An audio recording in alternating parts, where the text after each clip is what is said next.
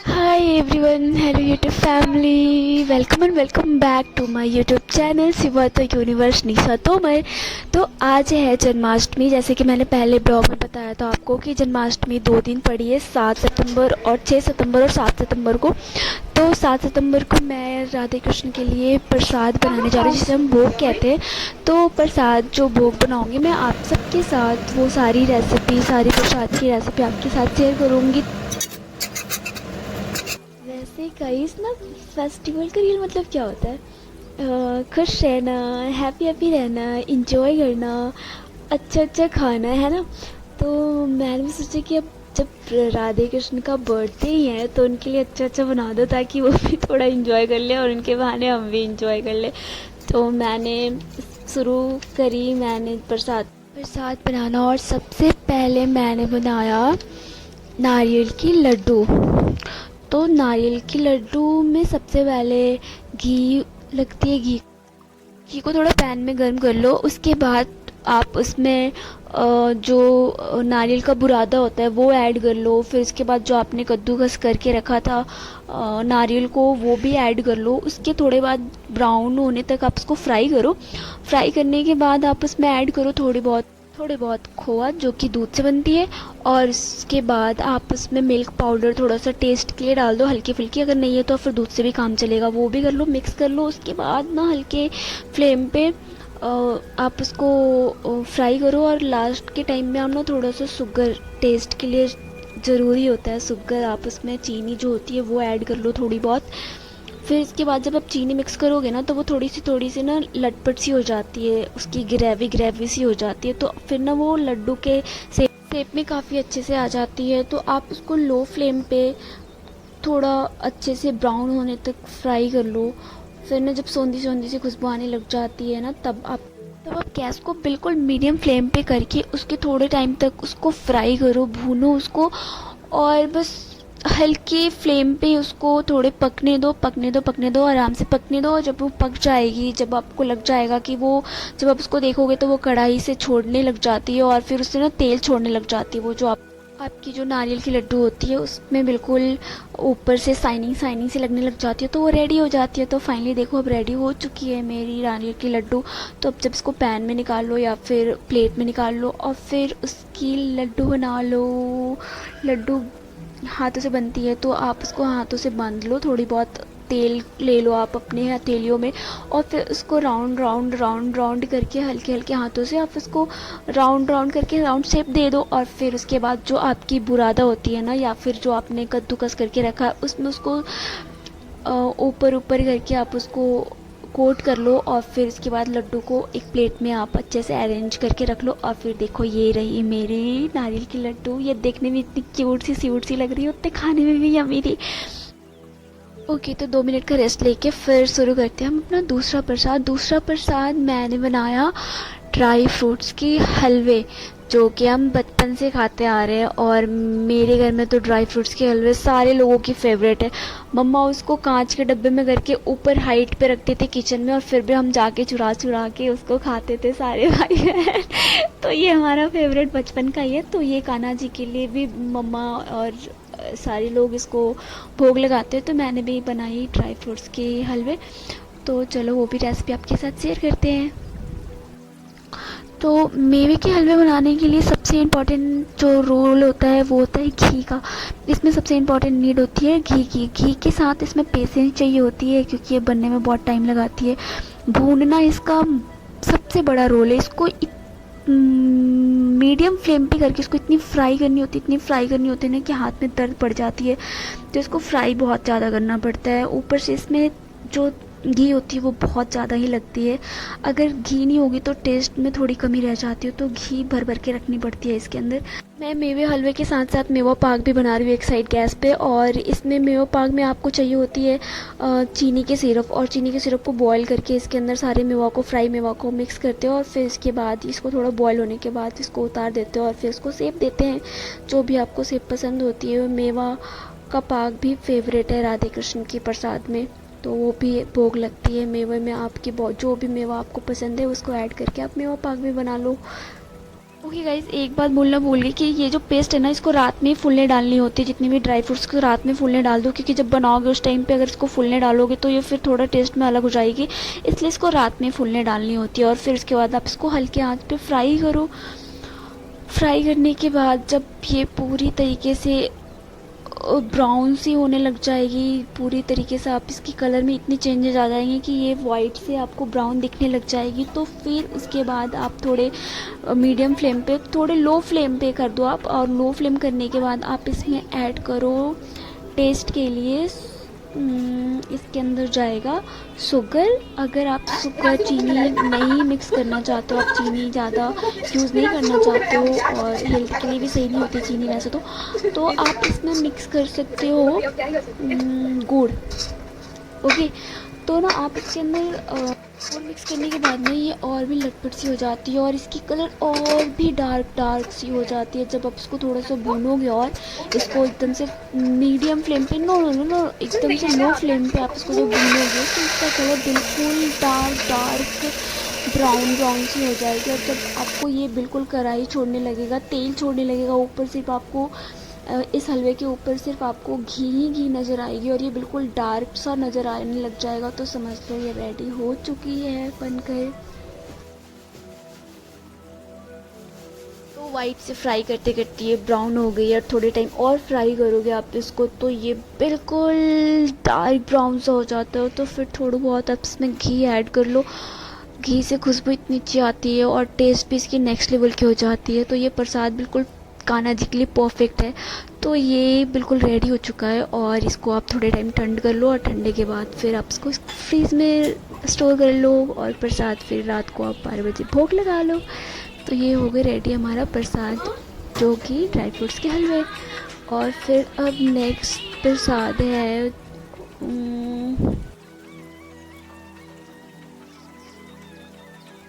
Okay, तो finally next प्रसाद है हमारा मेरा फेवरेट काजू कतली, जो कि मीठा कम होता है और टेस्ट भी काफ़ी अच्छी होती है इसकी काजू कतली की। तो मैंने सोचा कि अब जब मेरा फेवरेट है तो मैं क्यों ना इसको भोग लगाऊं राधे कृष्ण को। तो मैंने ये भी भोग में प्रसाद में शामिल करी। तो इसके लिए आपको चाहिए होती है सारी मिठाइयों के जैसे तेल चाहिए होती है, फिर उसको गर्म करो, फिर इसके अंदर ऐड कर लो आप काजू के पेस्ट को और काजू को फुलने आधे घंटे के लिए लगा दो, रख दो। और फिर उसके बाद इसका पेस्ट बना लो। पेस्ट बनाने के बाद ना आप इसको फ्राई कर लो लो फ्लेम पे। आप मीडियम फ्लेम भी रख सकते हो शुरू में, उसके बाद बिल्कुल लो फ्लेम कर लो। आप इसको फ्राई करो, करते रहो फ्राई, जब तक आप फ्राई करते करते जब ये पहले तो बिल्कुल अजीब सी हो जाती है, ये बिल्कुल लिक्विड सी हो जाती है। फिर आप जब इसको फ्राई करते रहोगे तो फ्राई करने के बाद ना ये बिल्कुल टाइट सी हो जाती है। आप इसमें थोड़ी बहुत मिक्स कर सकते हो फ्लेवर के लिए, थोड़ी बहुत मिल्क पाउडर और जो चीनी होती है उसका जो पेस्ट है वो थोड़ी बहुत आप ऐड कर लो।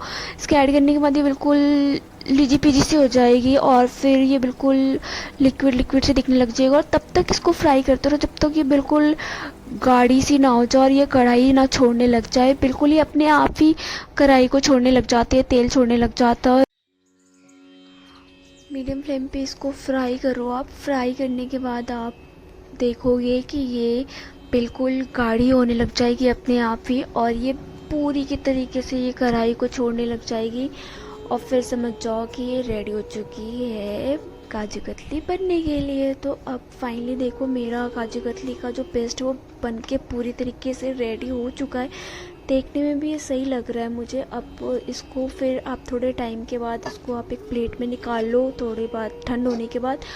और फिर आप इसको, अगर आपके पास पॉलीथीन है बिल्कुल ट्रांसपेरेंट वाला, तो उसकी हेल्प से आप बिल्कुल सही से शेप में दे सकते हो। मेरे पास नहीं थी तो मैंने जो चम्मच थी उसकी हेल्प से ही मैंने इसको फ्लैट किया, बिल्कुल क्लीन सा किया, राउंड शेप दिया हाथों से।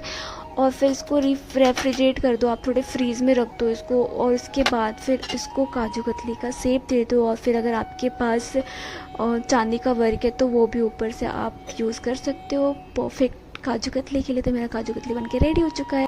तो अब नेक्स्ट जो प्रसाद होगी अब उसकी टर्न आ चुकी है और वो है सूजी और पनीर की मिठाई बनाऊंगी मैं।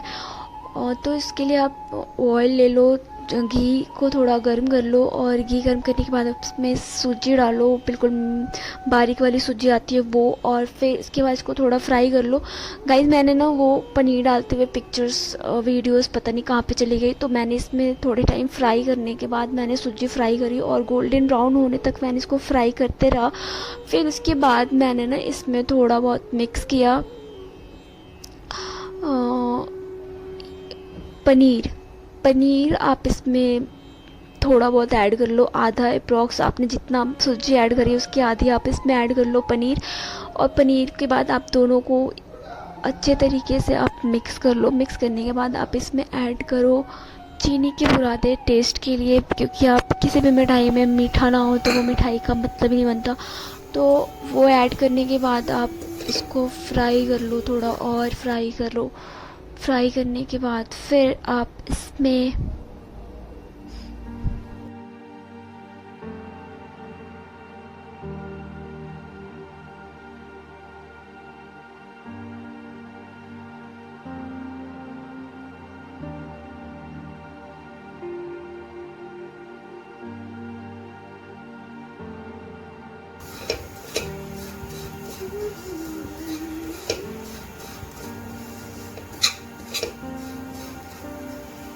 जब ये बिल्कुल गोल्डन ब्राउन हो जाए फ्राई करके, तो आप इसमें शुगर सिरप जो होता है ना वो ऐड कर लो।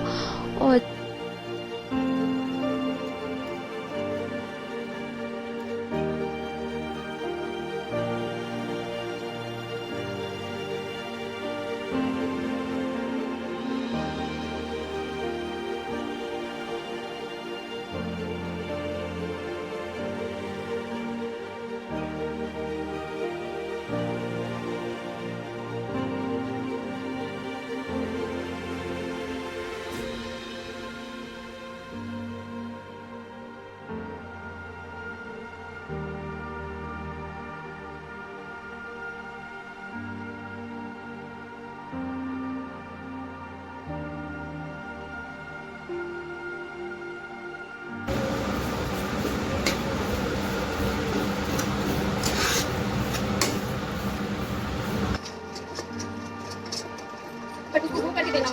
फिर आप पेस्ट को देखो, चेक कर लो कि वो स्टिकी सी हो रही है। अगर स्टिकी सी हो रही है तो वो लड्डू के शेप में आ जाएगी, या फिर जो भी शेप आप देना चाहते हो तो फिर वो देख लो आप अगर हो जाती हो। मेरी जो पेस्ट है वो बिल्कुल रेडी थी लड्डू बनने के लिए, तो फिर मैंने उसको लड्डू या फिर जो भी मुझे शेप देनी थी वो शेप को दे के मैंने मिठाई बना ली अपनी। तो आप देखो मेरी भी ये जो भोग है, प्रसाद है, ये रेडी हो चुकी है बिल्कुल सही तरीके से। मैंने थोड़ा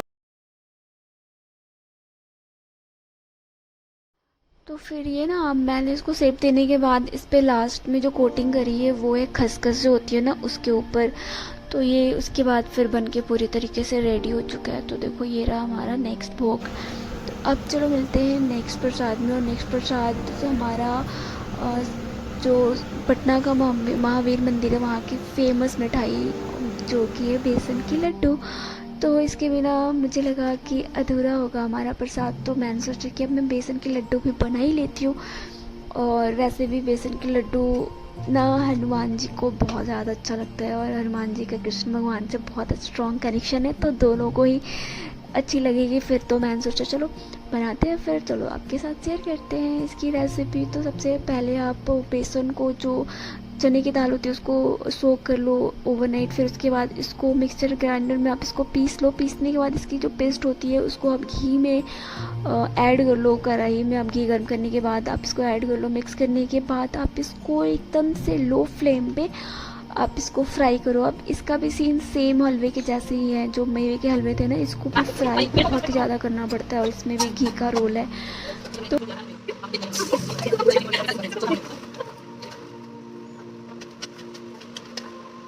सारी जो पेस्ट है आप उसको सही तरीके से निकाल लो कढ़ाई में। और फिर उसके बाद आप इसको गोल्डन ब्राउन होने तक मीडियम फ्लेम पे या फिर लो फ्लेम पे आप इसको फ्राई करो, जब तक इसकी कलर बिल्कुल चेंज नहीं होती है। येलो, ये शुरू में येलो होती है और उसके बाद जब तक ये बिल्कुल डार्क येलो सी नहीं होती है तब तक आप इसको फ्राई करते रहो। बस फ्राई का ही इसका सीन है जैसे सारे हलवों की होती है। इसको फ्राई करो, फ्राई करने के बाद फिर मैं बताती हूँ।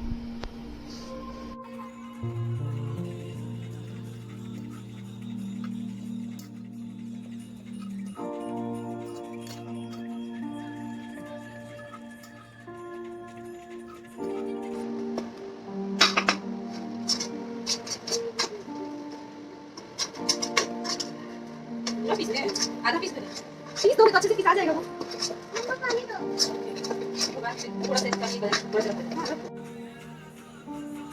भूनते भूनते ना इसमें इतनी प्यारी सी कलर आने लग जाती है ना कि देख के ही लगता है वाह कितना प्यारा सा कलर है।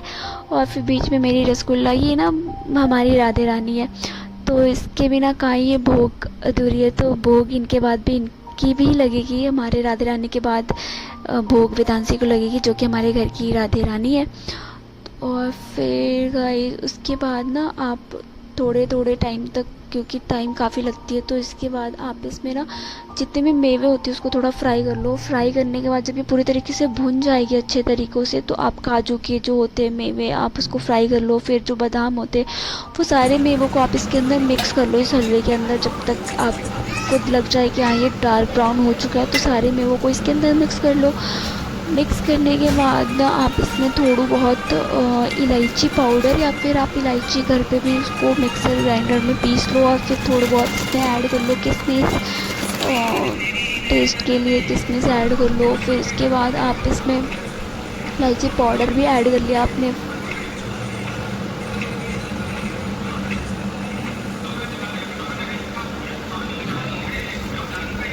उसके बाद इसमें जाएगी आपका शुगर सिरप, क्योंकि ये शुगर सिरप ही ये इसको लड्डू बांधने में आपकी हेल्प करेगी। तो इसमें आप टेस्ट के अनुसार, स्वाद अनुसार आप इसमें चीनी का जो जूस होती है वो ऐड कर लो। फिर वो ऐड करने के बाद आप इसको थोड़ा और भून लो, फ्राई कर लो।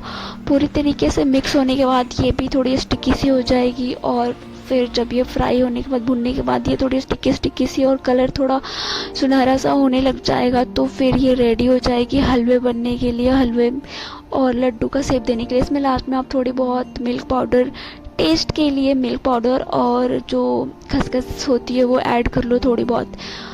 फिर आप इसको ऐड करने के बाद आप मीडियम फ्लेम में 1-2 मिनट के लिए फ्राई कर लो, और फिर फ्राई करने के बाद आप इसको ऑफ कर दो गैस को। और गैस ऑफ करने के बाद फाइनली आप इसको